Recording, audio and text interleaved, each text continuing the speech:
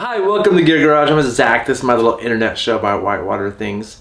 And today I want to talk a little bit about oar management when catching eddies. I'm kind of working on a series of instructional videos about how to run rapids, and catching eddies is sort of fundamental to all of it. So I really want to dive into that a little bit here. I just did a video about catching eddy in oar boats, and there's an important part of it that people ask about is how you manage your oars. So I want to get into that a little bit here. And let's just first of all talk about eddies again really fast.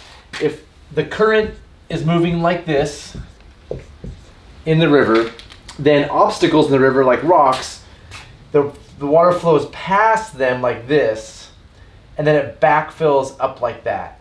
So it flows past here and backfills like that.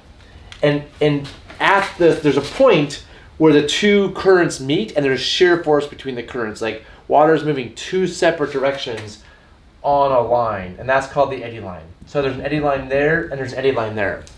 And again, the current's actually moving upstream here. As you go further down the eddy line, it starts to kind of bifurcate or just sort of like get messy. So they kind of like go like, they kind of get weird. They're very distinct at the top. So right up here, water's moving like that, and it's very, very distinct. So that's what happens with a rock. There's also eddies on the shore. So right here, water's moving past, water's filling back in, and there's an eddy line like that. And along the shore, same thing. Over time, they sort of get kind of messy, right? So the really distinct part is up here. The easiest place and typically the best place to catch an eddy is as high as you can. But with an oar boat, that presents some challenges with the oars. You know, the kayak is not a big deal. With the paddle boat, it's not a big deal. But in an oar boat, it presents some challenges. So I want to talk about some of these challenges. First of all, the easy way to catch an eddy, or like sort of like the classic way, the way that's, I would call them lazy, but I use it a lot myself in certain circumstances, is just to kind of pull over, pull on the oars, and then pull into the eddy, right? And what typically happens is, because you don't have much angle to the eddy line, it's hard to break across it. You're almost fighting to get across it. So you're just like pulling, and you kind of fight, and you end up down here. And that's fine if the eddy's big enough, but if it's a small eddy or it bifurcates early, if you're just not catching it, you might just slide off of it and not catch it at all. Now this method, it's really easy to manage your oars, because you come in, all you have to do is bring this oar next to ship this oar, bring it next to the boat, and you're fine, right? Not a big deal. Here's a quick example. I'm just pulling against the eddy line. You can see I'm parallel to the eddy line, and I'm really having to fight it to get into this eddy. Just keep fighting. I have to keep fighting because I didn't cross it really effectively at the top. So again, I shouldn't call that method lazy, but it's sort of like the easiest to visualize, and it's also like not always super effective. So, instead of doing that, it's pretty common to use what's called a downstream ferry angle. So instead of pulling like this, it's pulling down super aggressive, or even 90 degrees to it, but usually it's down super aggressive so that you break that eddy line at 90 degrees or so. And if it's at 90 degrees, you will power right across it. You need a little bit of speed and momentum. You'll power across it and catch the eddy. And this with the oars is pretty easy too. If you catch it up top and you come around, it spins, the oars are fine. And this one, as you come around, if the shore's there, you just need to bring that oar in and ship it. Again, not a big deal, pretty straightforward. The method that's the most advanced and the most useful if you're going to be running hard rivers is to push into eddies. And this is something worth practicing, but from an oar management perspective, really hard to do. So the issue is that when you're coming in, you come in like this, and you have an oar that's going to hit the shore.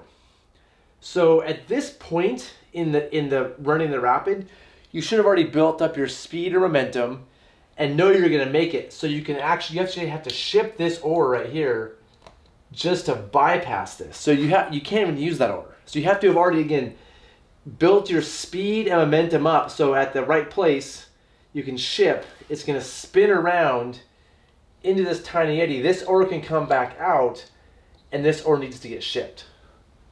So this technique requires quite a bit of oar management. And if oar management's second nature to you, shipping your oars, it's super cool and super easy. But So here's an example. You notice to get by the entrance rock, I ship my left oar right now. Once I pass that and I'm kind of getting into the eddy, I'm going to come up parallel to shore and then ship the right one. This is a really big eddy. This is a really simple example. A lot of times it's ship the left one and come in and ship the right one because there's not time. Here there's plenty of time.